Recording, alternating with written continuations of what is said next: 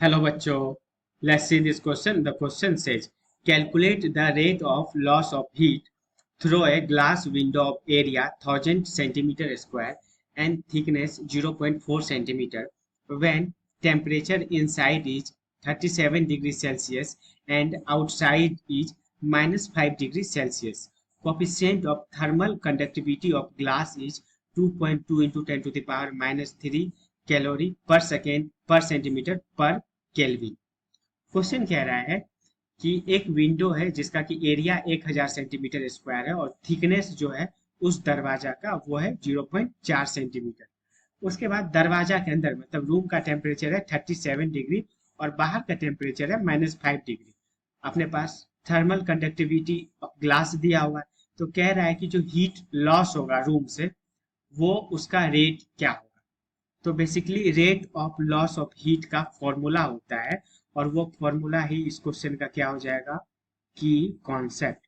तो इसका क्या हो गया, की कॉन्सेप्ट हो गया फॉर्मूला, और वो फॉर्मूला है rate of loss of heat is equal to k a del t upon L.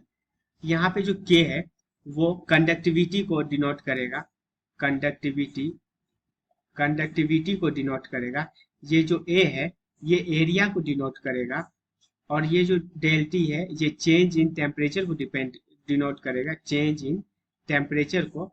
और ये जो एल है ये थिकनेस को मतलब थिकनेस ऑफ विंडो को डिनोट करेगा। तो देखो यहाँ पे के कितना है, के दिया हुआ है, थर्मल कंडक्टिविटी ऑफ ग्लास ये दिया हुआ है। उसके बाद एरिया यहाँ पे दिया हुआ है, डेल टी मतलब कितना है 37 और -5 है। तो डेल टी क्या हो गया, डेल टी हो गया 37 डिग्री माइनस 5 डिग्री। तो ये आ गया कितना 42 डिग्री। तो डेल टी भी दिया हुआ है और एल मतलब थिकनेस जो है वो 0.4 सेंटीमीटर दिया हुआ है। तो ये सब वैल्यू आप अपन फॉर्मूला पे पुट करते हैं। तो यहाँ से जो थिकनेस है 2.2 into 10 to the power -3, sorry conductivity. उसके बाद एरिया है 1000 सेंटीमीटर स्क्वायर। तो 1000 को हम लोग 10 टू द पावर 3 लिख लिया। उसके बाद डेल टी टेम्परेचर कितना है 42 डिग्री, तो चेंज इन टेम्परेचर 42 लिख दिया अपन। उसके बाद ऑप्शन में लेंथ कितना है, लेंथ है 0.4 सेंटीमीटर, तो अपन लिख दिए 0.4 सेंटीमीटर।